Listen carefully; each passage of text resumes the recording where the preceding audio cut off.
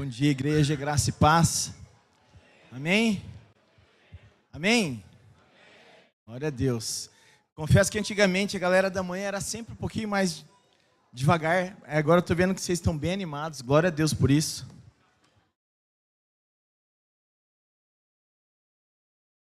Bom, primeiramente quero reconhecer aqui, primeiro, quem é pai? Quero que você levante sua mão. Então, fica aqui as minhas felicitações. Feliz Dia dos Pais para cada um de vocês.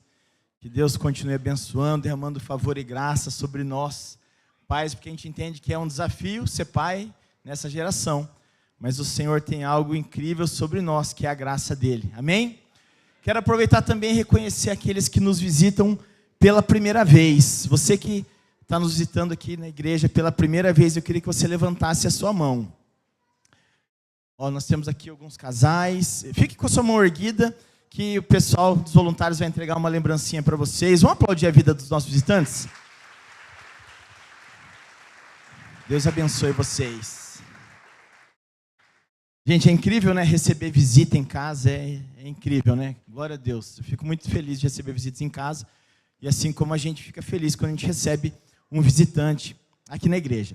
Queridos, antes de entrar para a palavra, eu quero reforçar alguns recadinhos.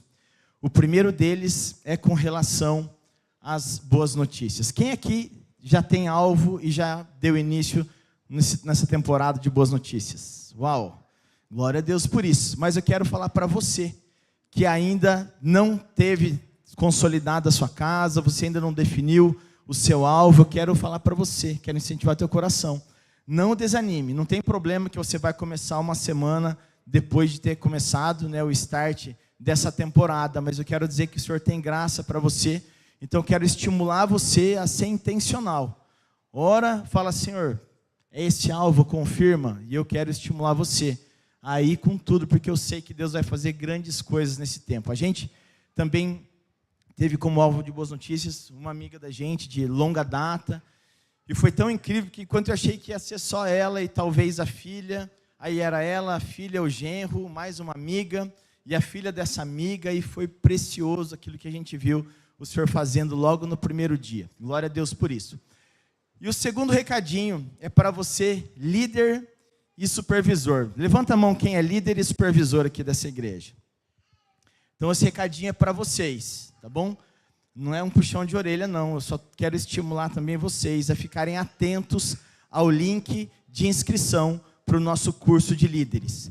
Então, se você já sabe quem você vai enviar para fazer o curso, se já preenche todos os critérios, eu quero que você, mais que depressa, preencha o link de inscrição o mais breve possível. Vocês entenderam, queridos?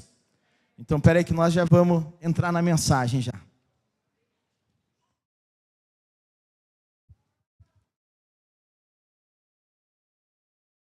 Pode pôr o tema da mensagem dessa manhã?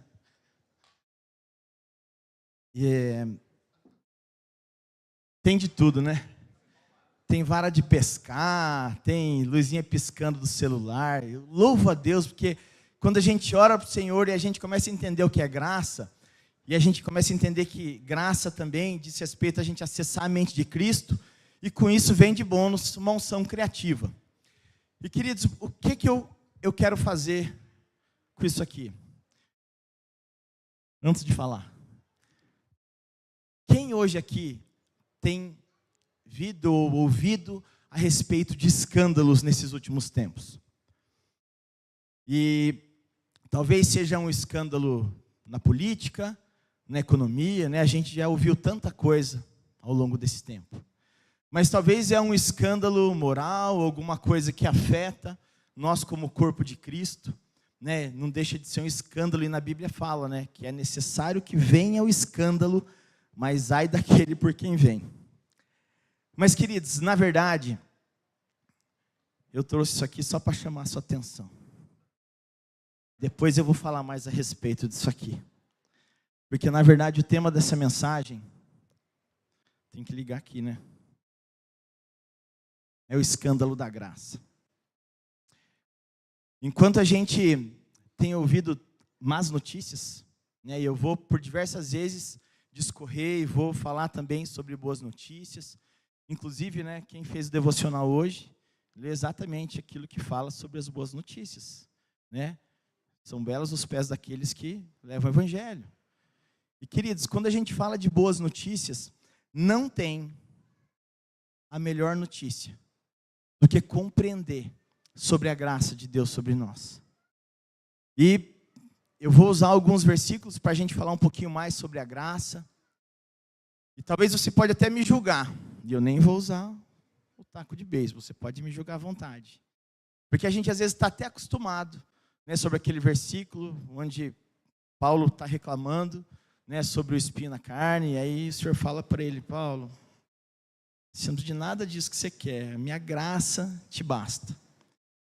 Tem aquele versículo também que ele é muito pertinente, que fala, né, que o Senhor resiste ao soberbo, mas Ele dá graça, Ele concede graça a quem? Ao humilde. Em outra vez eu já ministrei sobre humildade, sobre orgulho, e eu fiz questão de usar na época esse versículo, porque esse é um versículo que o Senhor trabalhou no meu coração. Às vezes a gente acha que orgulho é só o cara arrogante, do nariz empinado, mas o orgulho diz respeito também a eu faço do meu jeito, eu dou conta de fazer sozinho. E esse é um sério risco que nós como cristãos corremos, ao invés de desfrutarmos da graça de Deus sobre nós. Eu quero ler esse versículo para vocês, está lá em Romanos, no capítulo 5, no verso 8, e nos diz assim: mas Deus prova o seu próprio amor para conosco pelo fato de Cristo ter morrido por nós, quando ainda éramos o quê? Quando ainda éramos pecadores. O pastor Diego já ministrou sobre isso logo no início das boas notícias. É incrível, né? Porque não precisou que algo incrível acontecesse sobre nós e aí a gente está perfeitinho, e aí sim Deus deu seu filho para morrer só pelos perfeitinhos. E eu acho que o escândalo da graça, eu não coloquei aqui esse versículo, mas é João 3,16. Quem sabe pode falar alto.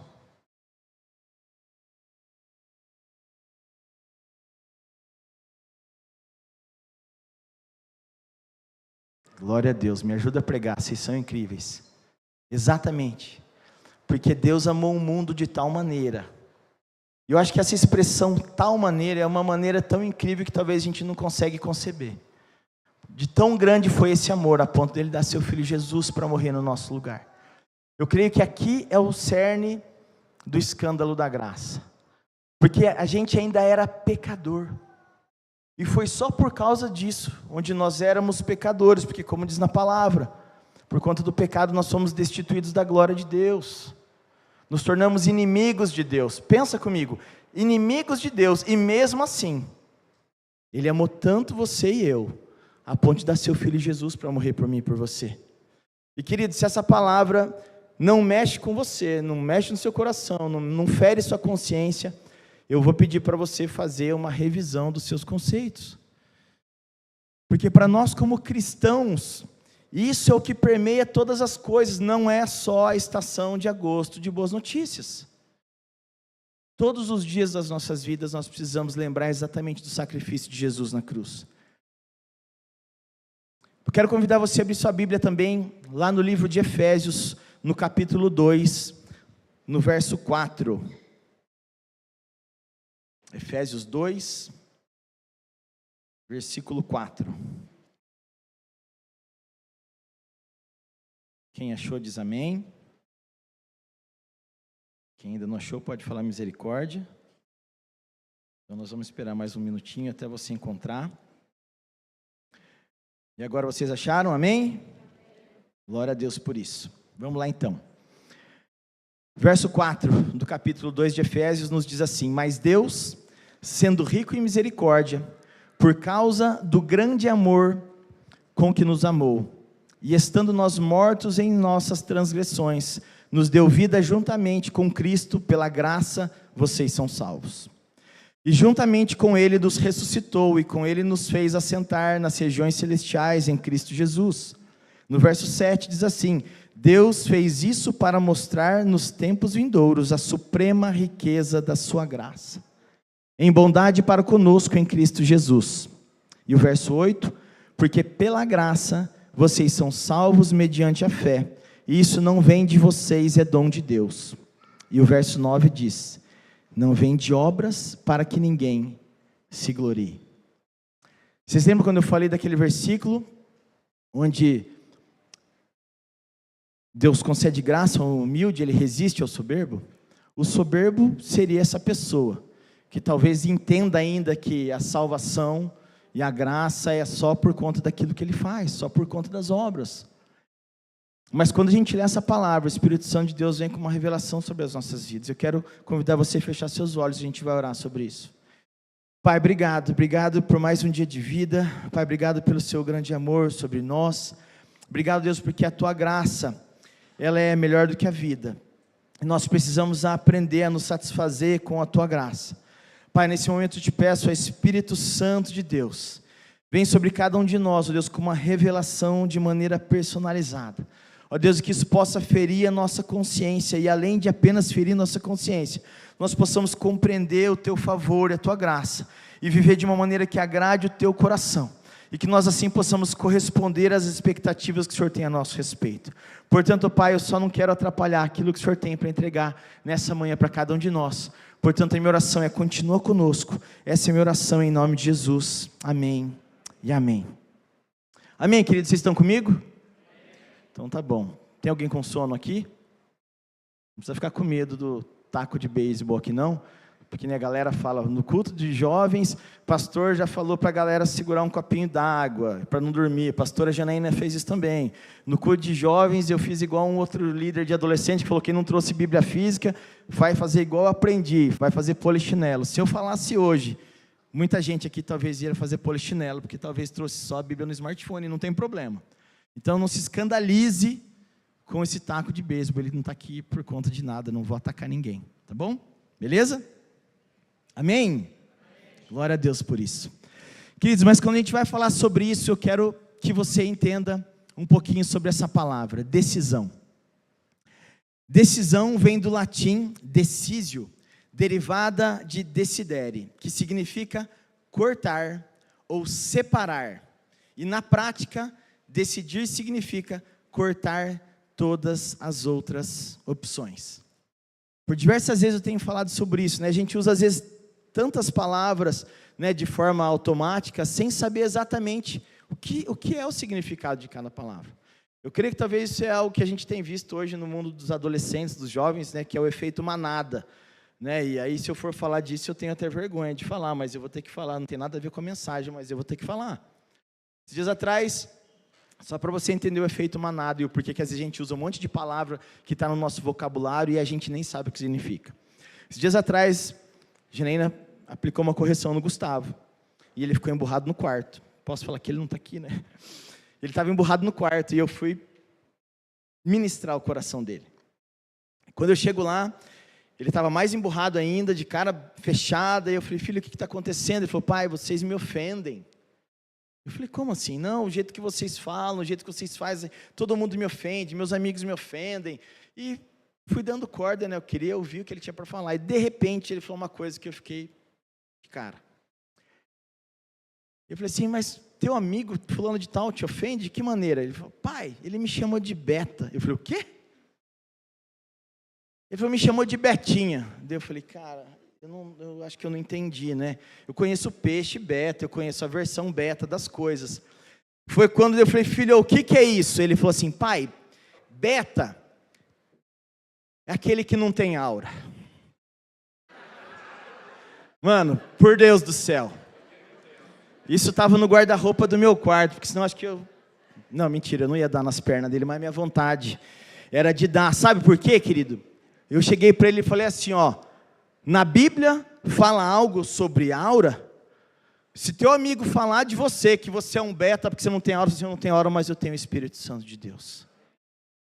Eu estou usando esse exemplo para a gente entender que às vezes a gente começa a falar tanta coisa, igual essas coisas ridículas do 6-7 e farmar aura. Gente, misericórdia, eu vou falar para vocês. Eu sei que às vezes vocês brincam, né, os jovens adolescentes brincam aí para fazer a trend, Mas, querido, eu acho que deve ter algo muito do inimigo sobre isso. De verdade, estou abrindo meu coração para vocês. Não tem nada a ver com a palavra, mas senti de falar sobre isso.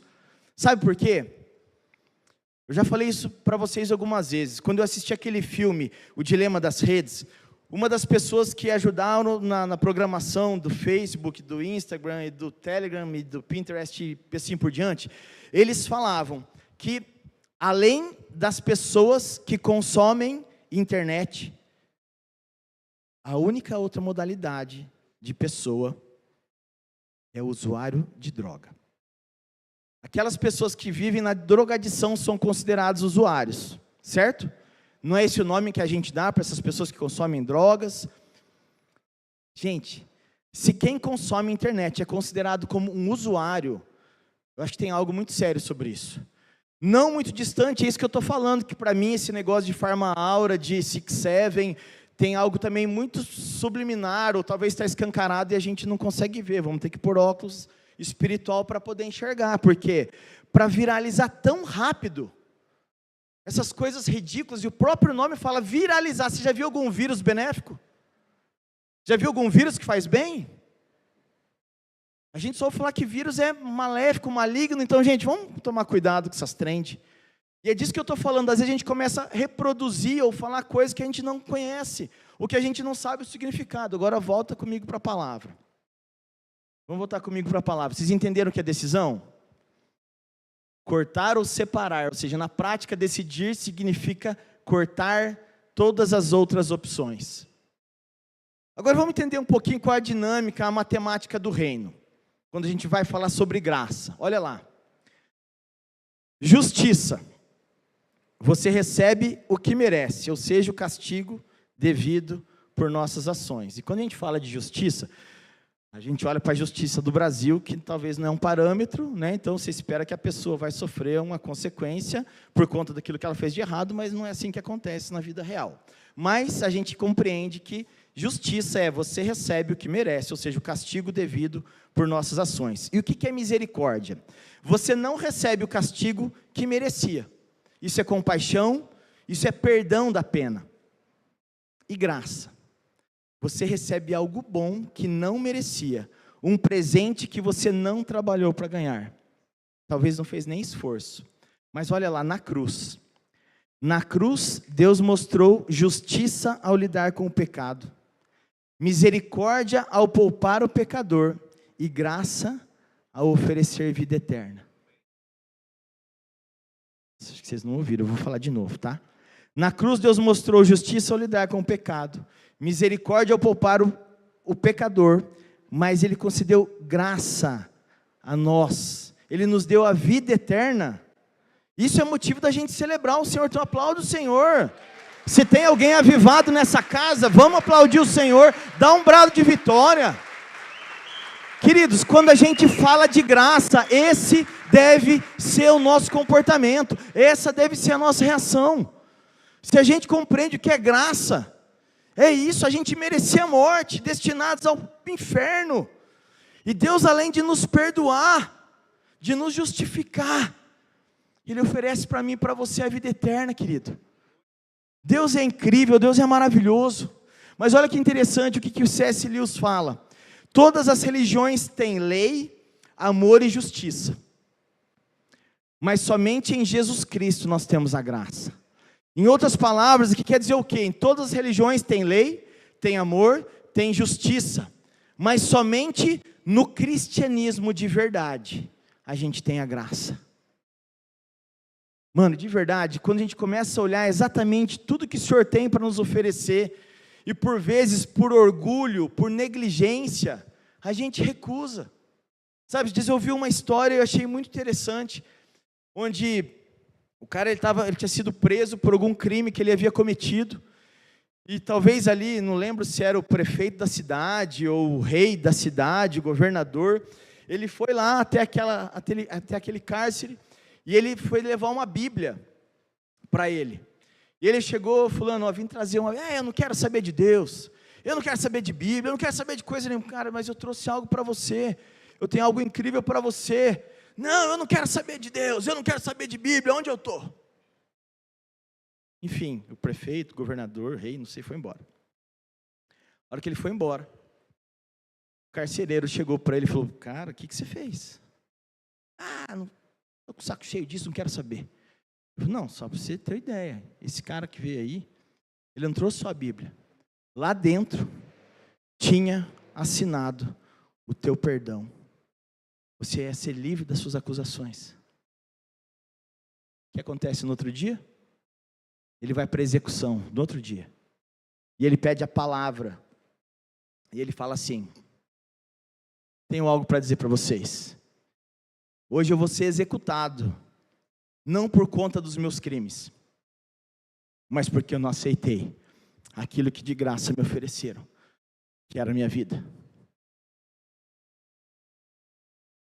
Isso nos mostra o quê, querido? O Senhor tem graça para mim e para você. Mas se a gente não decidir, se a gente não falar, essa é a única escolha que eu tenho, eu vou cortar todas as outras, eu vou escolher somente viver pela graça, queridos, de verdade, a gente vai continuar padecendo, sofrendo por conta de coisas que o Senhor não espera que a gente viva. Quando o fardo está pesado, está faltando graça. Quando está faltando fruto, está faltando graça. Sabe, a decisão é isso, é aquele presente onde você recebe algo. Eu estou te dando, só que você tem que escolher, você tem que decidir aceitar. E essa é a graça, essa é a salvação que o Senhor tem para mim e para você. Vamos avançar aqui, querido, que eu tenho bastante coisa para compartilhar. Quantos aqui já ouviram a respeito de Manassés? Manassés foi um rei em Judá por 55 anos. E ele foi reconhecido pela sua grande maldade. O rei Manassés, ele era um rei idólatra, ele era filho de Ezequias. Ele reconstruiu os altares que o pai dele já tinha destruído, os postes de ídolos. Ele incentivou a imoralidade, afinal de contas, quando você envolve idolatria e faz tudo aquilo que não está na palavra, de acordo com a vontade de Deus, a imoralidade ela cresce de maneira deliberada. Ele praticou sacrifícios humanos a ponto de sacrificar os filhos dele a Moloque. Mano, fala sério. Quem é esse cara? Ele promoveu os feiticeiros, os adivinhos, os necromantes, ele favoreceu as práticas proibidas e destruiu a palavra de Deus. Ele queimou os rolos sagrados, ele mandou queimar quase tudo. Ainda bem que sobrou algum, porque Deus tinha um plano para mim e para você. Manassés assassinou seu próprio povo, e foi ele quem mandou executar Isaías, e como se diz, ele foi cerrado ao meio. Esse era o rei Manassés. No 23º ano do reinado dele, a Síria foi lá para saquear a cidade. E aí, além de saquear tudo, ele levou cativo esse rei gente boa pra caramba, o Manassés. Então ele foi feito prisioneiro, mas além disso que eles fizeram, eles colocaram um anzol no nariz dele. Quantos já ouviram essa palavra? Depois vocês podem ler sobre isso, depois eu vou passar a referência. Está lá em 2 Crônicas, mas olha isso, colocaram um anzol no nariz dele. Ele foi acorrentado, levado cativo, e talvez com isso eu e você a gente vai vibrar, né? Afinal de contas, esse cara era muito do mal, esse cara talvez era o Hitler da época. Acabou com tudo, só fez questão de enaltecer as coisas erradas, as coisas que iam exatamente contra o Senhor. Por isso talvez quando a gente ouve essa parte da história, a gente vibra, agora esse cara vai pagar. Vai se ferrar, mano, meteram um anzol no nariz dele, agora quero ver, eu acho é pouco. Quem não ia pensar dessa forma? Só eu? Mano, de verdade. Eu gosto de assistir filme, onde quando o cara vai fazer a vingança, o cara arrebenta o cara, e você fala, uau, é isso! É só eu que sou assim? Ainda bem, sem passar vergonha aqui no público. Tudo bem. Mas olha isso. Mas no capítulo de 33 de 2 Crônicas, Manassés, esse cara que eu falei que era o Hitler dessa época, angustiado, ele suplica ao Senhor. Ele muito se humilha diante do Senhor. Fez oração. E o que acontece? Deus se tornou favorável para com ele. Ele atendeu suas súplicas e o fez voltar a Jerusalém, ao seu reino. E então reconheceu Manassés que o Senhor é Deus. Nessa hora você fala, e aí? Lembra daquele versículo?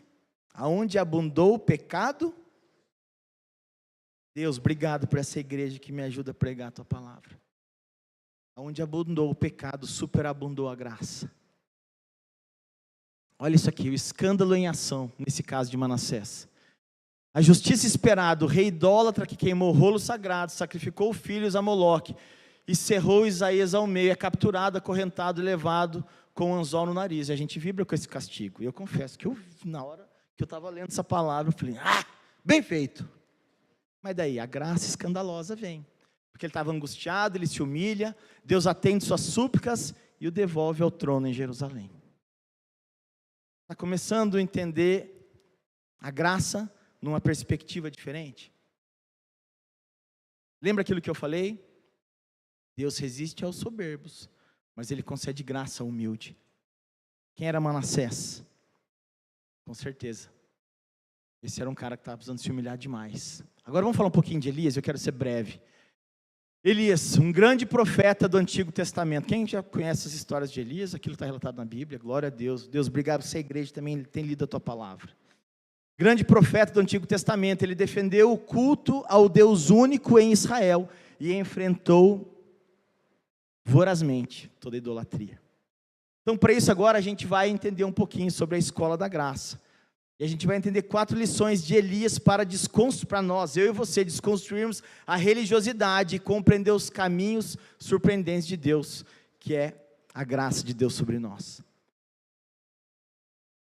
Em 1 Reis capítulo 17, quando Elias ora para que o Senhor fizesse com que não chovesse, e talvez você já tenha lido isso. Isso aconteceu por 3 anos e 6 meses. O Senhor atendeu as orações de Elias, para que houvesse juízo sobre a terra. Ele orou, e por conta disso, por 3 anos e 6 meses a chuva não caiu sobre a terra. Então Deus fala para que Elias, para que ele fosse para a beira do ribeiro, em Querite. Mas Deus ordenou que todos os dias os corvos levassem alimento para o profeta Elias. Gente, para refletir um pouquinho comigo. Que humilhação para esse cara. Profeta, Profeta, pensa assim, talvez tinha várias estrelinhas, né, patentes, não sei como que era nessa sociedade, mas ele era o cara, ele era o profeta. E aí o Senhor fala para ele, no meio de tudo isso está acontecendo, você vai lá, o ribeirinho lá, fica lá. Ele deve ter falado, Deus, eu vou morrer de fome. Eu vou, calma, tenho algo para você. Os corvos vão levar alimento para você. Que humilhação para esse cara. Pensa comigo, corvo, sinônimo de morte. Pensa no animal imundo, era o corvo. Agora imagina, esse trem que ficava se alimentando das coisas podres, das carnes em putrefação, era esse tipo de animal que ia levar alimento para Elias. Gente, de verdade, quando eu pensei nisso, eu falei, caraca. E talvez assim eu e você, quando a gente está orando por uma provisão, eu não estou falando de uma provisão financeira, eu estou falando que às vezes você está orando, Deus, eu precisava de uma palavra, e a resposta vai vir de uma pessoa mais improvável possível. O Senhor quer falar comigo, com você nessa manhã. Naquela época eles não podiam nem tocar num corvo, quanto mais comer aquilo que estava na boca do corvo. Mas Deus queria mostrar o caminho da sua graça, desconstruindo as convicções que ele tinha a respeito disso. E lá em Gênesis 8, após o dilúvio, quero que você lembre sobre isso também. Você lembra o que aconteceu? Quando parou o dilúvio, quando cessou a chuva, o que Noé fez? Ele mandou primeiro um corvo, e o corvo não volta. E vocês sabem por que o corvo não volta?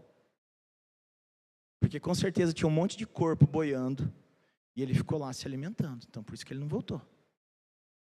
Em contrapartida, o que Noé fez depois? Ele mandou um pombo. E a pomba, em determinado tempo, ela volta e volta com um raminho de oliveira. Talvez, na minha perspectiva e na sua, era isso que ia acontecer, né? Deus vai mandar, sei lá, uma águia para levar o papazinho pro Elias. Não, Deus vai mandar, sei lá, uma araponga, né? Vamos pensar na nossa cidade, né? O bicho estranho, né? Que barulho que faz, parece que está batendo no... Eu acho que na Bíblia quando fala lá que aquele que ouve a palavra e não pratica, é como o sino que Que retine, eu acho que é aquele barulho que faz araponga, né? Tuim, tuim. Deve ser isso, quando a gente lê e não pratica. Mas voltando para a palavra. Deus escolhe o corvo. Gente, e quando a gente começa a ter essa percepção sobre essas questões, a gente tem que falar, Senhor, o que eu tenho vivido nesses dias a ponto de não perceber aquilo que o Senhor quer me ensinar?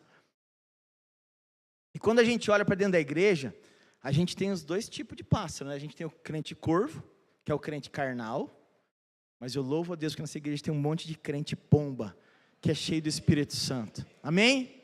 Então aplauda o Senhor enquanto eu vou tomar mais um café. Glória a Deus.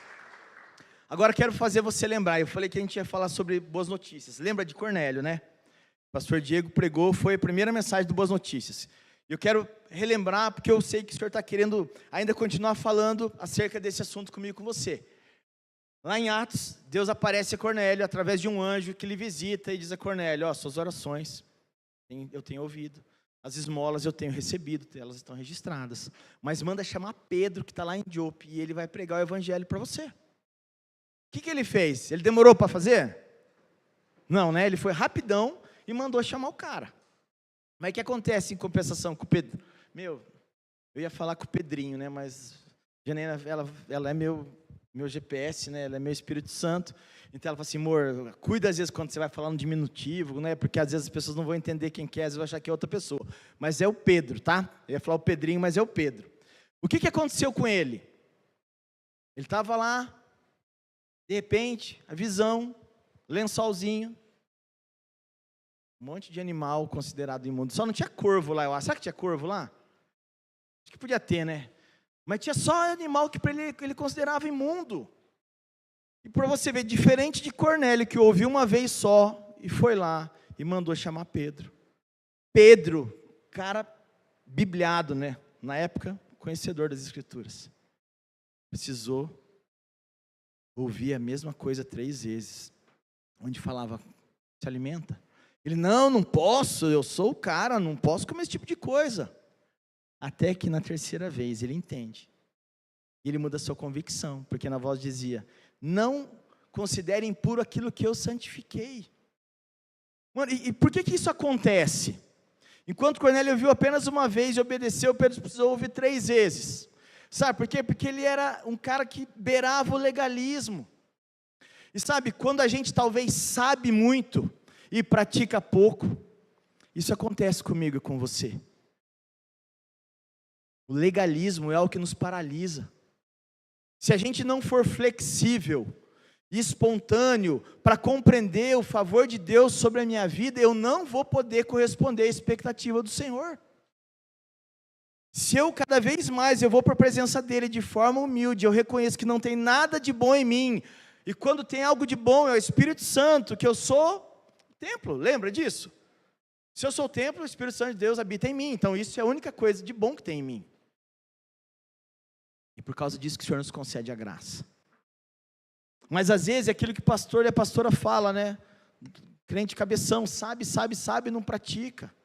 E eu e a pastora Janaína, toda vez que a gente volta do college e a gente se aprofunda em algumas leituras da palavra, a gente fica com vergonha, porque a gente entende que cada vez mais a gente sabe menos e a gente precisa se aprofundar mais na palavra. Querido, de verdade, a cada culto, por mais que é uma mensagem batida que você já ouviu 2, 3, 4 vezes, desde a tua infância, igual eu, que já rodou a infância pra caramba, e ano pra caramba, eu já ouvi muita coisa, mas se eu não deixar o Senhor ministrar o meu coração, porque a palavra de Deus é viva e ela não volta vazia, a não ser que você decida, não quero receber essa palavra.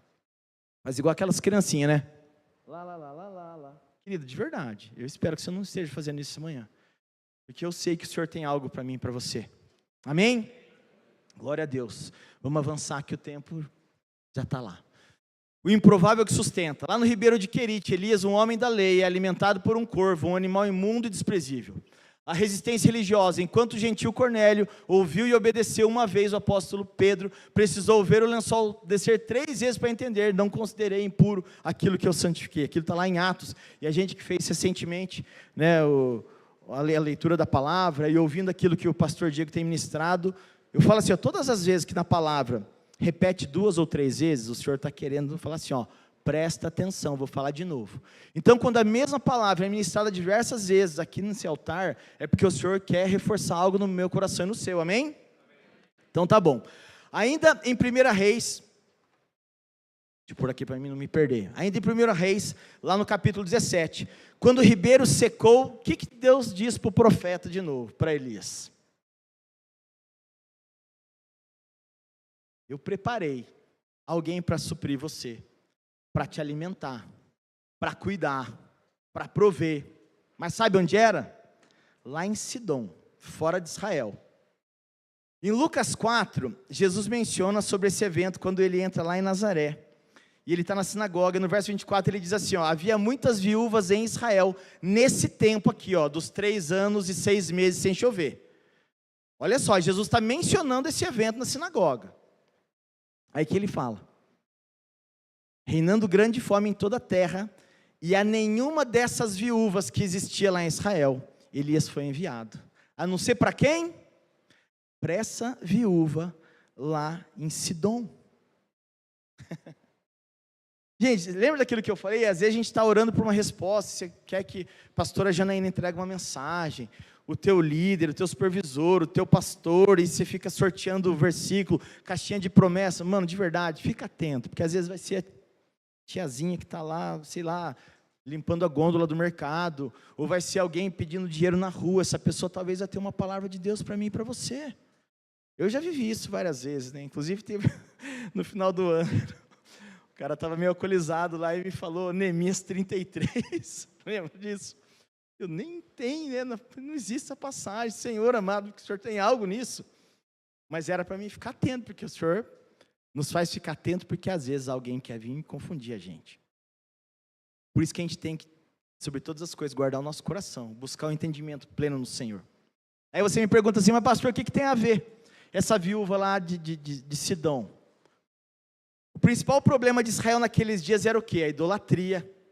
A quem? A Baal. E essa adoração a Baal foi introduzida, sabe por quem? Vou perguntar, quem sabe?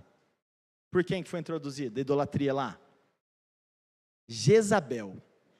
Você deve ter ouvido falar muito, né, dessa mulher, né? Quer falar de alguém mais ou menos, fala lá, a Jezabel. Foi dela que apareceu isso aí. Ela era casada com o rei Acabe.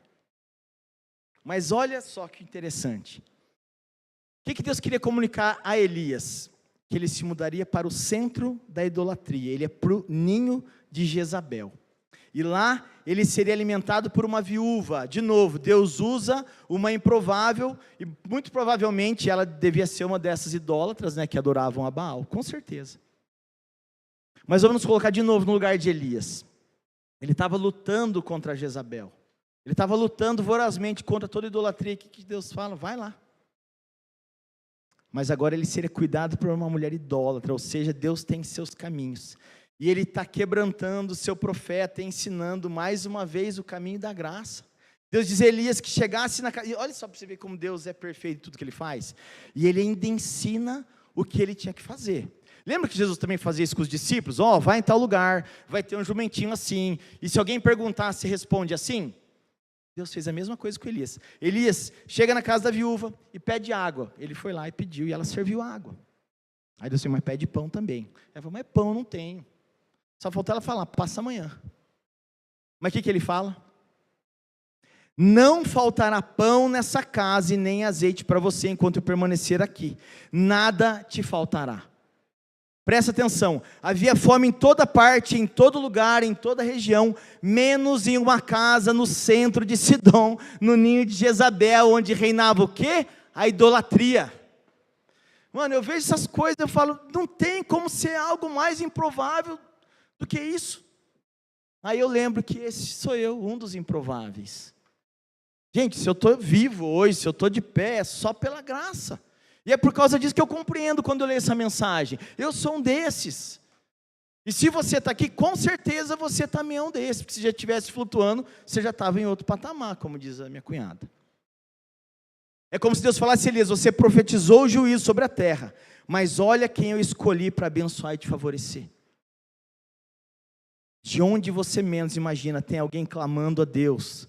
E nesse exato momento, talvez aqui mesmo, você está clamando por algo do Senhor, mas eu sei que aqui na cidade de Arapongas tem alguém clamando: Senhor, eu preciso de uma palavra.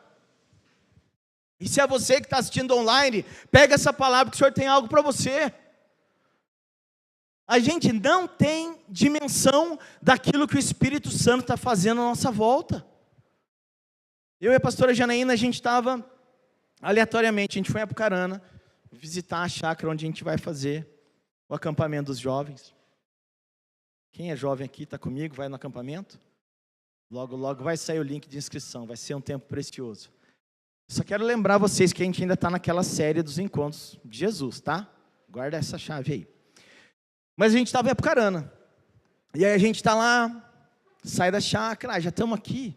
Aqui existe ainda aquele shopping, meus amigos de Apucarana, ó, nada contra, mas assim, ó, de verdade, acho que fazia uns 18 anos que eu não ia no shopping Apucarana, e a gente foi lá. Primeira loja que a gente entra é uma loja de esporte lá, e a hora que nós entramos, eu vi que tinha um casal de atendente lá, eles pararam, estático, ficaram olhando para a gente. E aí, oi, tudo bem, tá procurando? Não, só estou olhando, e tal, e eu não lembro como que entrou essa conversa, e de repente ele falou alguma coisa, ou eu falei alguma coisa, que ele entendeu que a gente era cristão. Ah, vocês são cristãos? Eu falei, sim. A gente é pastor de jovens e adolescentes. Ele, vocês são resposta de oração. Na hora eu falei, ai Deus, eu achei que eu estava de folga hoje. Brincadeira. Queridos, aí eu falei, pera lá, pensei comigo, né, Senhor, o que o Senhor tem aqui nesse lugar? Aí a pastora Jean foi conversar com a mulher, e eu fiquei conversando com esse rapaz. Nem sei se ele está assistindo a gente, ou se ele está por aqui, mas talvez ele venha, porque eu fiz um convite para ele vir também.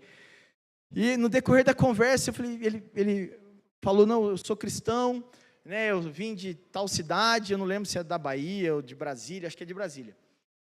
Enfim, ele foi falando, e aí eu falei, você está indo em alguma igreja? Então, não me conectei, estou vendo. Eu falei, mas você está sozinho aqui na cidade? Não, está eu e minha esposa. Aí eu falei, tua esposa? É, minha mulher. Eu falei, mas vocês são casados? É, minha esposa. Não, perguntei se são casados. Ele não entendeu a resposta. A pergunta, eu tive que perguntar de novo, mano, vocês são casados de verdade, no papel? Ele falou, não. Aí eu falei, Deus, eu vim aqui só para dar essa dica de ouro para esse irmão. Eu falei, queridão, então fecha a brecha.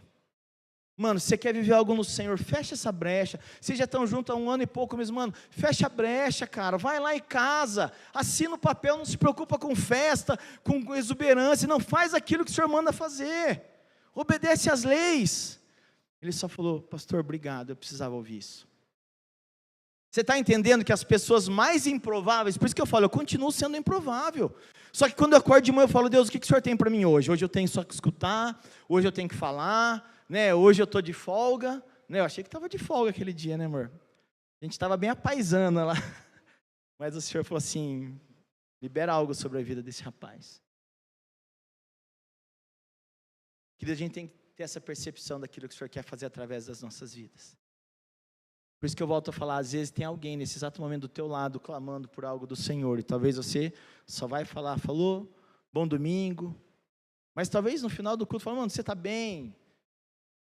Posso orar essa semana por você, por algo específico? Mano, você vai ver, a gente vai ver milagres, eu creio nisso. Quem crê nisso? Então, combinado, depois do culto você vai fazer isso, você vai perguntar para quem está do teu lado, você precisa que eu ore sobre o quê? Amém? Nesse ponto 2, sobre como a gente falou, o favor no território inimigo, Sarepta, em Sidom, havia viúvas em Israel, mas Elias é enviado ao centro da idolatria, lá no ninho de Jezabel. E olha o contraste, fome em toda a terra, exceto na casa de uma viúva idólatra, improvável, que clamava a Deus. A graça opera onde a gente menos imagina. Amém? Vocês estão comigo? Glória a Deus. Em 1 Reis, no capítulo 18, para a gente dar sequência, Elias estava no Monte Carmelo, desafiando os profetas de Baal. Quem lembra dessa história? Glória a Deus, Deus, amém. Obrigado, Deus, porque essa igreja, a galera sabe de Bíblia. Eles estavam lá desafiando os mais de 400 profetas de Baal. E qual que era o desafio? A gente vai orar. E aquele que responder com fogo do céu, esse é o Deus, esse é o cara. Beleza, aí vai lá os profetas de Baal, e eles começam a se flagelar. se autoflagelar e se mutilar, e eles gritam, e eles choram, eles pulam e dá cambalhota. E qual foi a consequência? Nada. Não pasmem, não foi nada. Por quê? Porque o único Deus verdadeiro era o Deus de Elias. E aí ele deve ter, eu fico imaginando, né?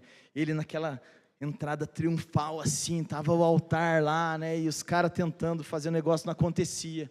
E ele ainda fala, não, faz assim, assim, assim, mano. E a hora que ele clama ao Senhor, fogo do céu. Mano, imagina essa cena comigo. Fogo que consumiu tudo que estava no altar. É aquilo que eu falei quando a gente viu o milagre de cessar a chuva e de abrir o sol. Não é que a gente fica pasmo com o milagre de Deus, porque a gente serve esse Deus, mas a gente fica emocionado mesmo, de arrepiar, quando a gente vê o Senhor agindo assim na nossa frente. Eu fico imaginando qual foi a sensação de Elias em meio a isso. Olha só, quando Deus manda fogo do céu como resposta da oração de Elias, eu vou ser bem audaz agora. Eu acho que Elias devia ter falado assim, Deus, você errou o alvo? Por que você não mandou esse fogo na cabeça desses 400, cara? Os caras tudo torto, só faz coisa errada. Mano, esse era eu e você, presenciando exatamente esse milagre do Senhor, essa resposta do fogo. A gente ia estar torcendo, vai, mais para a direita, mas não pegou neles. Sabe por que pegou? Oh, minha tia está me ligando aqui, não vou atender ela. Ela sabe que eu estou no culto. Enfim, mas olha só. Talvez a gente como ser humano, ou talvez o próprio Elias devia ter falado, mano, errou o alvo, tinha que ser nesses caras, mas não, gente, a gente tem que entender que Deus não vai fazer aquilo que a gente quer. Ele vai fazer aquilo porque Ele tem um propósito, ou seja, Deus insiste em nos dar aquilo que não merecemos. Por que a gente presume que esses profetas de Baal, eles tinham que ser consumidos no fogo? Por que você, eu vou dar um exemplo prático, sabe por quê que a gente presume isso? Porque talvez, eu posso afirmar com 89% de certeza, que você não ora pelo nosso presidente, você não ora por aqueles que estão lá na frente de todas as coisas aqui na nossa nação, fazendo um monte de coisa que a gente desaprova. Eu tenho convicção de, vou ser um pouquinho mais audaz de novo, 90% de vocês não oram por aqueles que nos perseguem quanto cristãos. Quero que você entenda que Deus insiste em não dar aquilo que nós merecemos. E eu não estou falando só desses que conspiram contra, estou falando de mim e de você. Fábio já me ministrou sobre isso, sobre o nosso senso equivocado de justiça. Eu acho que o nome da mensagem era ressignificando, né, a justiça. Gente, nosso senso de justiça, de bondade, é o mais falido que existe. Aquilo que você considera como bondade, aí você olha para Deus, né, fogo consumidor, quebra, arrebenta. Ele só faz isso porque Ele ama. Isso é para a gente ver que a nossa consciência acerca de bondade e justiça é totalmente equivocado. Olha lá, ó. A lógica humana, o fogo da justiça divina, repetiu, divina, deveria cair sobre os profetas de Baal. Essa era a consciência do Elias. Mas na matemática da graça, o fogo do juízo de Deus cai sobre o sacrifício no altar, poupando os culpados. Foi assim que Jesus fez. Ele se sacrificou por mim e por você, para a gente poder receber a graça do Senhor. Amém? Ainda em 1 Reis, no capítulo 19, na quarta lição, onde Elias estava aprendendo sobre a graça. Elias está novamente aonde? No Monte Carmelo, porque foi lá que foi toda essa parada, esse rolê dos profetas de Baal. Pensa comigo, era lá nesse lugar, Monte Carmelo, beleza? E ele está de novo lá no Monte Carmelo. Isso está lá em 1 Reis, no capítulo 19, depois você confere lá. O que acontece? Jezabel manda uma mensagem. Talvez se fosse nos dias de hoje, ia mandar um WhatsApp. Pô, mas quem que deu o contato para ela, né? Mas enfim, ela mandou uma mensagem falando assim, ó Elias, eu te garanto que amanhã, nesse mesmo bate-horário, você vai ser morto. Gente, olha o que acontece. Ele anda 600 quilômetros. 600 quilômetros. De medo. Ele vai se esconder. E ele vai lá para o Monte Hebron. Agora pega essa. Esse cara brabão, não tinha medo de 400 profetas, mas tinha medo de uma mulher. Pega essa aí, viu, maridos? Lembrando que hoje é dia dos pais, então mulheres peguem leve com a gente. Mano, fala sério. Ele não teve medo de 400 homens, cara, mas teve medo de uma mulher. Mas talvez ali ele entendia que ele tinha uma ameaça muito mais severa contra ele. Sabe, quer dizer, quando a gente olha para essas circunstâncias, a gente fala, será que eu já não agi dessa maneira? Eu já vi Deus fazendo tanta coisa sobrenatural na minha vida. E aí eu duvido de que Deus vai fazer algo. Eu estava conversando com os pastores de Londrina sobre a questão de cidadania para outro país. Eles estão para se mudar. E eu contei a experiência de um outro pastor que já tinha feito de tudo. Tudo que o consulado pedia, ele já tinha feito para poder tirar o green card. E ele fez tudo. Até que a despachante lá do consulado falou assim, pastor, não tem mais nada que a gente pode fazer. Agora está nas mãos de Deus.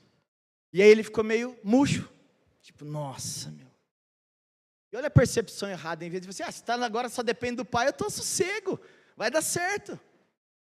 E é isso que a gente fala, um cara que prega sobre milagres. Mas quando precisa confiar e viver um milagre, duvida. É aquilo que a gente viveu no sábado e no domingo, na genuína e na feijoína. A gente crendo, já tinha visto um milagre no sábado, precisando de um milagre no domingo, e falei, gente, de verdade, não é que eu sou o cara não, mas aquele dia minha fé estava bem inabalável. E eu falei, o mesmo Deus que parou a chuva ontem e abriu o sol, eu vou ver o Senhor agir de novo. Não porque eu tenho poder, nem porque eu tenho moral com Deus, mas é porque Deus é fiel. Sabe por quê? Porque em todo o tempo, vocês que participaram, os voluntários que participaram, entenderam que a genuína não tinha nada a ver com a Inarapongas, não tinha nada a ver com quem estava coordenando, tinha um propósito de glorificar o nome do Senhor, promover comunhão, e a gente vê o Senhor agindo. Então ele é fiel para cumprir aquilo que ele prometeu, queridos, de verdade. Esse é o tipo de oração que eu e você a gente tem que fazer. A oração que a gente tem a certeza de que Deus quer responder com sim. Uma delas é sobre salvação. Uma delas é essas pessoas que vocês estão levando as boas notícias.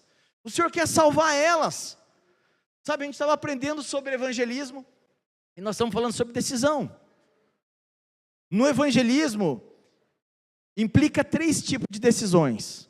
A primeira decisão é eu tenho que decidir, vou ou não vou. Essa é a primeira decisão.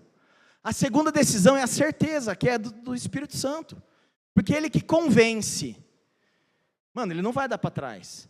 Se você foi ousado, você vai lá evangelizar, atitude favorável, ponto para você. Fique em paz que o Espírito Santo vai convencer. Mas aí, a terceira decisão é de quem recebe a palavra. Aí ela tem que se permitir ser convertida e não ser convencida. Você entende aonde implica decisão? E é isso que eu quero falar para você nessa manhã. Nós estamos decidindo o que sobre o que nesses últimos dias? Viver da graça e do favor ou tentar imprimir uma energia onde o Senhor não nos chamou? Porque isso é o que faz com que a gente fique cansado. Aí falta graça. Aí o que ele fez nesse tempo? Que ele foi lá para a caverna, cortando de medo. Deus, acaba logo comigo, me leva. Eu sou inútil. Se Elias, que era quem ele era, passou por isso, não quero só confortar o teu coração e nem falar que você pode, mas a gente também está sujeito a viver essa estação.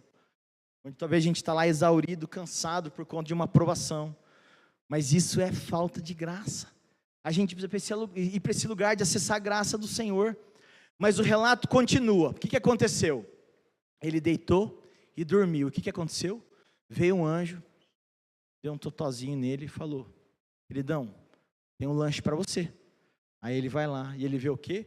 Pãozinho quente, na brasa, botija de água. Ele vai lá, come, bebe e volta a dormir. É isso que eu quero falar para você. Só volta a dormir aquele que confia em Deus. Porque conhece aí descansa. É aquilo que a Gabi falou. É a confiança no Senhor. Aí o que aconteceu? Soninho do justo. O que acontece? Vem de novo o anjo do Senhor. Gente, e todas as vezes que fala anjo do Senhor,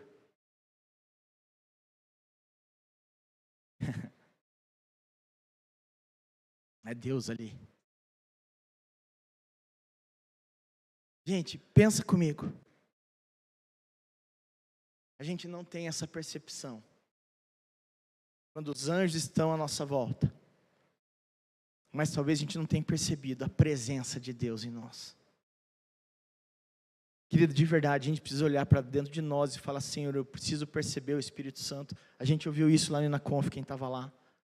A gente precisa perceber o Espírito Santo em nós. O fruto só vem disso.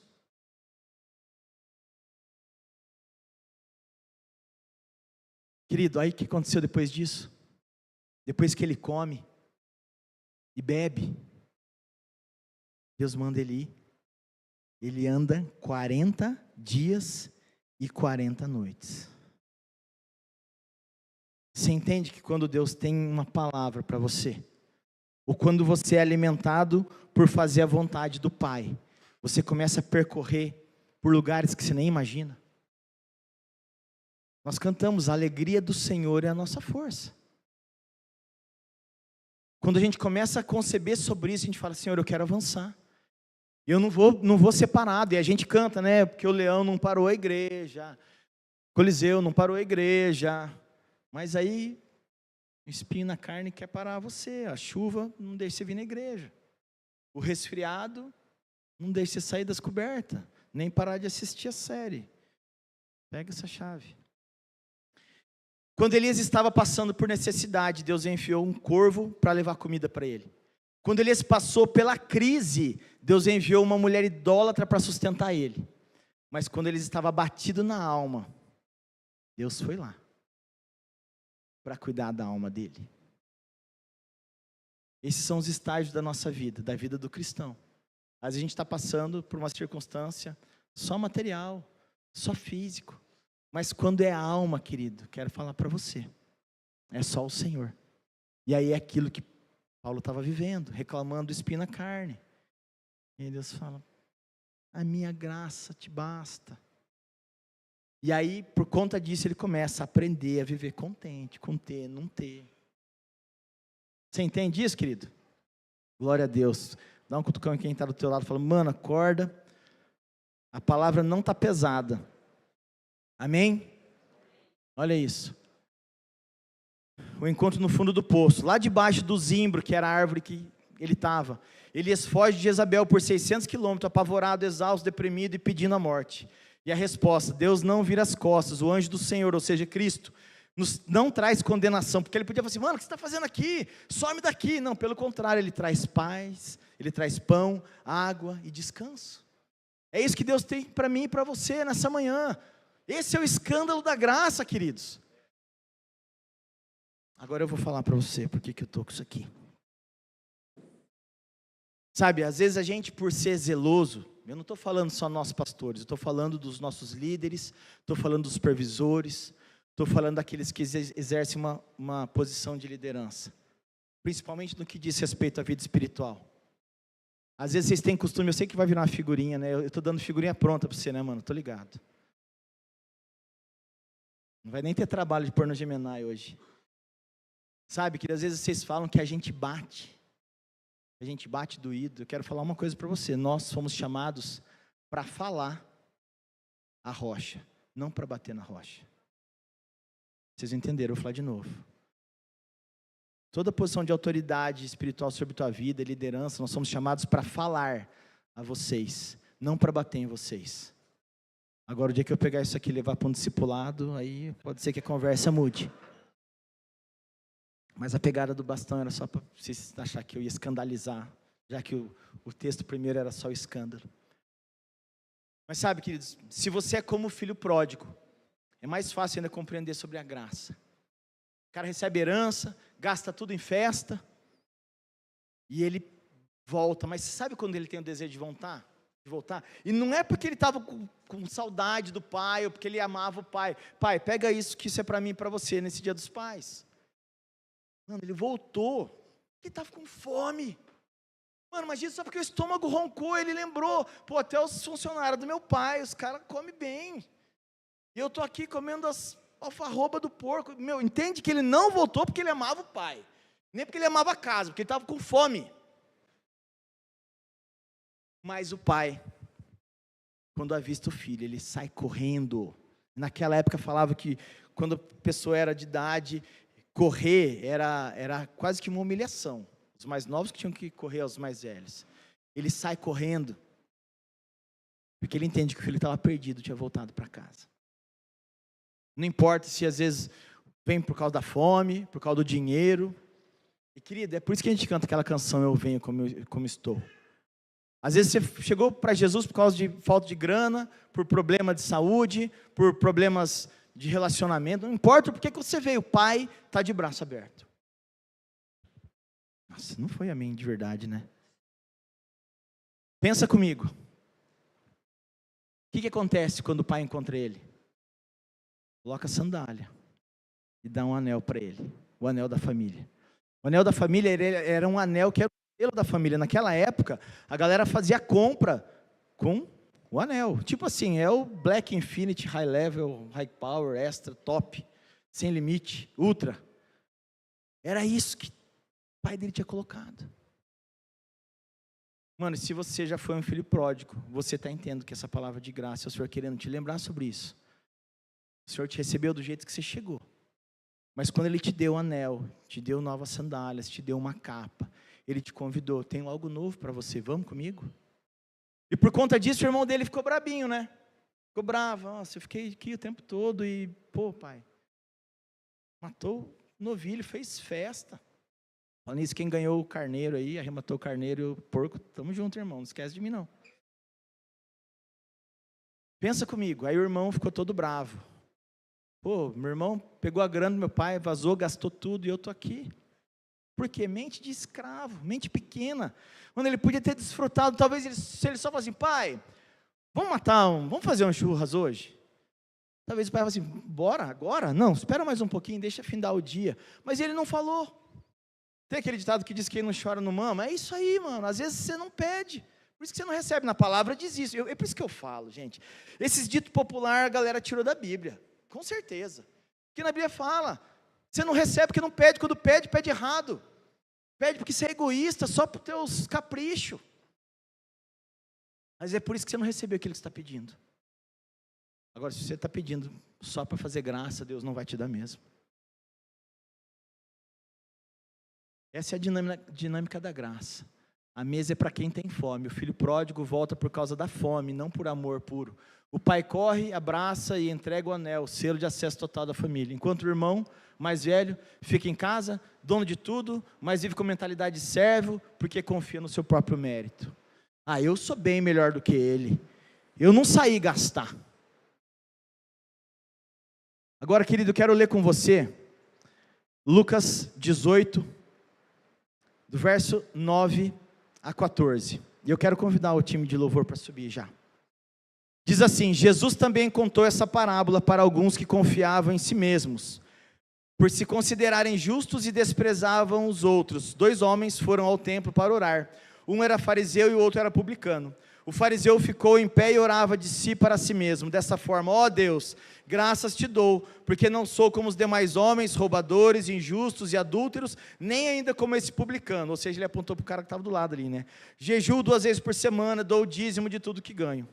Em compensação, olha lá, o publicano, estando em pé, longe, nem mesmo ousava levantar os olhos para o céu, mas batia no peito, dizendo, ó Deus, tem pena de mim que sou pecador. No verso 14 diz assim, digo a vocês que este desceu justificado para sua casa, e não aquele, porque todo que se exalta será humilhado, mas o que se humilha será exaltado. Essa é a postura da graça. Olha lá, o fariseu confia nas suas próprias obras, enquanto o publicano, ó Deus, tem misericórdia de mim que sou pecador. Agora, olha essa última frase que interessante, essa que está embaixo. A graça começa exatamente onde abandonamos a tentativa de apresentar nossa própria justiça diante de Deus. Volto a repetir. Deus resiste ao soberbo, mas Ele concede graça ao humilde. Sabe, quer dizer, eu e você, a gente precisa aprender com Elias uma lição. Se é o corvo, fui eu que mandei. Se é a viúva, fui eu que mandei também. Mas como é difícil, né? As pessoas entenderem graça por conta daquilo que eu falei, o legalismo, ou achar que sabe de tudo, ou já viveu muita coisa. A não ser que a gente tenha uma revelação vinda do Espírito Santo, que faz com que as escamas caem dos nossos olhos. A gente vai continuar vivendo de uma maneira que a gente não acessa a graça de Deus sobre mim e sobre você. Querido, olha isso aqui, o seu testemunho. Não despreze a sua história. Há uma graça escandalosa que resgata do fundo do poço, mas também há uma graça escandalosa que te segura e impede de se perder no mundo. Ambas são milagres imerecidos. Sabe por que eu estou falando isso? Porque às vezes quando a gente olha para aquilo que Deus está fazendo no nosso meio, e a gente consegue ver talvez alguém que, vivia uma vida pregressa, o cara, sei lá, era usuário de droga, ou envolvido com bebida, com crime, assassino, e Deus transformou a vida dele, glória a Deus por isso. E talvez você cresceu num lar cristão, ou talvez mesmo que você não cresceu num lar cristão, você não tem uma história igual essa, de nossa, cara. Quero dizer para você, existe uma graça também para você, que aos olhos de muitos era sempre o certinho. Você é aquele que vai ministrar na vida do meu filho, na vida dos filhos daqueles que estão aqui, onde tipo assim, eu estou aqui, e eu não precisei me perder para conhecer a graça de Deus, mas em contrapartida, aqueles que já viveram coisas absurdas, o Senhor concedeu graça para eles, e é por isso que hoje a gente entende o testemunho, é por isso que é importante a gente aprender com os erros dos outros, ao invés da gente querer aprender fazendo aquilo que está errado. O verdadeiro escândalo, Manassés, a viúva idólatra, o filho rebelde, como a gente falou de Zaqueu, o cobrador de impostos, nenhum deles merecia. Igual os profetas de Baal, que a gente queria que o fogo tivesse descido sobre a cabeça deles, né? O escândalo não é Jesus aprovar o pecado, mas é oferecer restauração total ao pecador. Quero convidar você a ficar de pé. Querido, de verdade, à medida que o Senhor foi construindo essa palavra no meu coração, eu fui ficando, por vezes, até envergonhado, por talvez negligenciado algumas coisas. Eu falava, Senhor, eu queria ministrar talvez a graça numa perspectiva diferente. O Senhor falou assim, isso é o que você quer, mas primeiro assim, o que você precisa é isso, o que hoje a igreja precisa compreender é exatamente essa perspectiva, porque talvez nós já nos acostumamos às outras perspectivas da graça. A pergunta não é se somos dignos da graça, sabe por quê? Lembra que decisão significa cortar as outras opções? A pergunta é se já decidimos reconhecer que a gente precisa da graça. Querido, quero convidar você a fechar seus olhos e refletir sobre essa palavra. Talvez você ache que você veio sem querer nessa manhã. Não é à toa que você ouviu todas as canções que foram ministradas nessa manhã. Não foi à toa que você ouviu aquela palavra que a Gabi ministrou sobre dízimos e ofertas. Do mesmo jeito que eu sei que não foi por acaso, porque eu creio, eu tenho convicção de que o Espírito Santo está trabalhando na sua mente, no seu coração.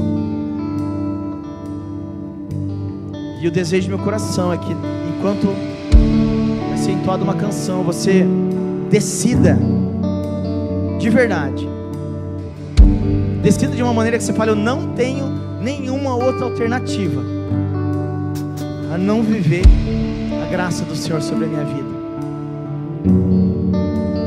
É fazer o plano B é fazer o plano A dar certo, e o plano A é o plano que Deus tem para mim e para você, como diz nas Escrituras, bem sei eu os planos que tenho para você, planos de paz, de prosperar e não de mal, nem de dano. Portanto, queridos, eu queria que você olhasse para o teu coração, faz uma autoavaliação e fala, eu penso que estou distante da graça, mas eu quero falar para você, como diz nesse versículo que eu já recitei diversas vezes, do mesmo jeito que o Senhor ele resiste ao soberbo, ele concede graça ao humilde.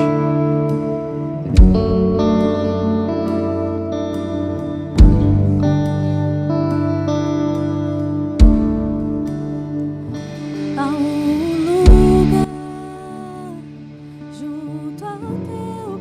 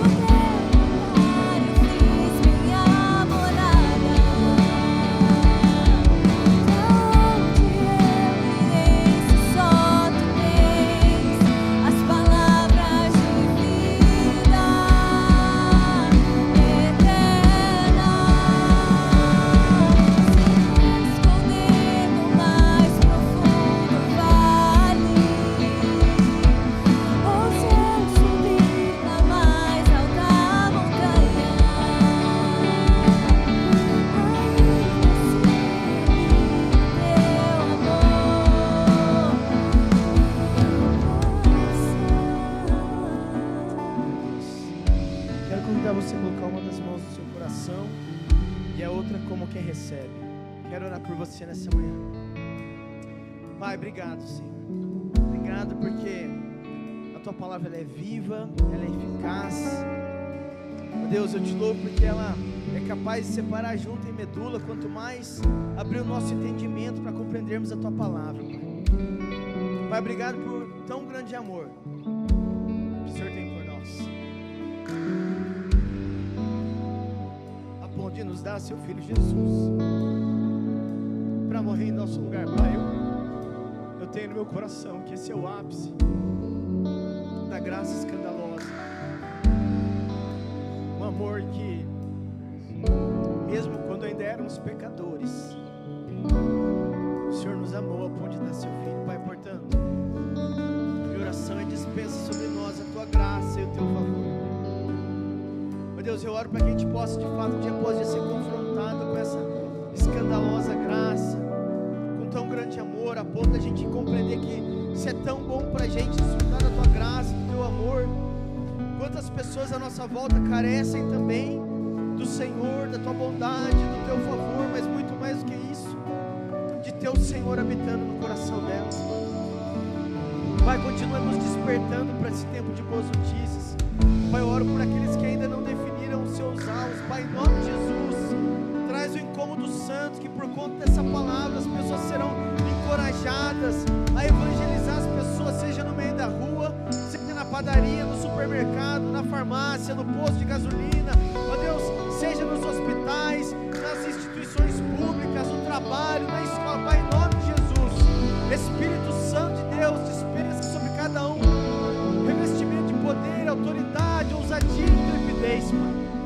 Ó Deus, mas sobre todas as coisas eu oro nessa manhã por uma porção sobrenatural do céu sobre nós, uma porção de graça, ó Deus, uma graça que nos constrange, porque o Teu amor é tão grande, assim como foi cantado.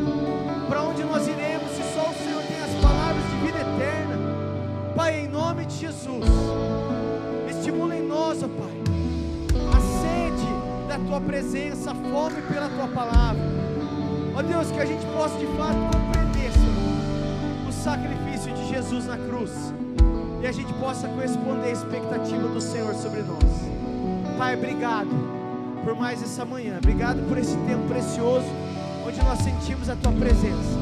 Pai, continua conosco, essa é a minha oração, agradecido em nome de Jesus, amém, amém. Queridos, antes de encerrar, pode aplaudir o Senhor, glória a Deus, aleluia.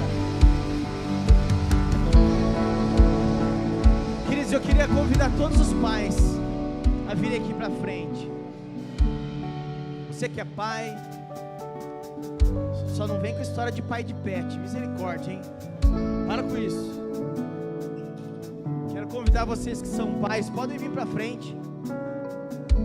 Não perde a oportunidade não de receber uma oração específica para vocês. A gente entende quão desafiador é ser pai. Só que também é só sendo pai que a gente compreende o amor de Deus, amém? Vocês estão comigo? Glória a Deus por isso. Queridos, mais do que nunca a gente tem sido chamado para fazer a diferença na vida dos nossos filhos, na nossa casa, sabe, eu louvo a Deus pelos movimentos legendários, como tem alguns outros movimentos que impulsionam os homens a confiar cada vez mais no Senhor, a celebrar a família, honrar a igreja local. Glória a Deus por isso. Mas independente se você já subiu, ou se você vai subir a montanha, ou se você não tem interesse em subir, o que eu quero dizer para você é o seguinte: sobre todas as coisas, mantenha os olhos no Senhor. Sabe, na Bíblia quando fala, né, jovens, eu vos escrevi porque sois fortes. Nós somos jovens, amém? Essa palavra é para mim e para você. Eu já estou nos meus 51, me considero jovem. O Senhor tem renovado as minhas forças e com certeza as suas também. Então, quero orar por nós nesta manhã, amém? Feche seus olhos. Eu quero que você que está aí sentado, erga suas mãos, libera uma palavra de bênção sobre a vida desses pais aqui nessa manhã. Pai, obrigado. Obrigado, Deus, pelo privilégio que nós temos de desfrutar da paternidade. Obrigado, Deus, porque o Senhor não dá nada além daquilo que a gente pode suportar. Então, esses desafios que nos cercam e nos rodeiam, o Senhor já tem graça sobre nós, para que a gente possa impactar a vida dos nossos filhos, ministrar os corações deles. Ó Deus, ser um sacerdote, não aquele que apenas provê as finanças em casa, o alimento, mas aquele que provê o sustento espiritual dos nossos filhos, aquele que provê o sustento espiritual na nossa casa, que impulsiona os nossos filhos a buscar o Senhor, a levar uma vida de santidade, de retidão. Pai, obrigado por esse encargo que o Senhor tem nos dado, Pai, de ensinar os nossos filhos o caminho que eles devem andar. Pai, mas essa manhã é especial, quero liberar uma palavra de bênção sem medida sobre a vida de cada um desses pais aqui. Pai, favor, graça, bondade, misericórdia, Pai, para que nós possamos continuar fazendo um bom trabalho, fazendo com excelência aquilo que o Senhor confiou nas nossas mãos. Pai, nós temos o entendimento que se os filhos são herança do Senhor, nós prestaremos conta acerca deles. Portanto, Pai, em nome de Jesus, nos dê uma porção dobrada do Teu Espírito Santo, para sermos uma bênção na vida dos nossos filhos. Continua conosco nessa manhã. Eu já quero abençoar também o culto da noite, abençoa essa semana e declaro sobre a vida de cada um aqui presente, Pai, bênção sem medidas, favor e graça do Senhor sobre nós. Leva-nos para os nossos lares sob a Tua proteção. Essa é a minha oração, agradecida em nome de Jesus. Amém, amém. Aplauda o Senhor. E você que está sentado, dá um passo para frente, abraça esses pais aqui, esses varões valorosos. A vitória é certa, queridos. Deus abençoe. Bom domingo e feliz dia.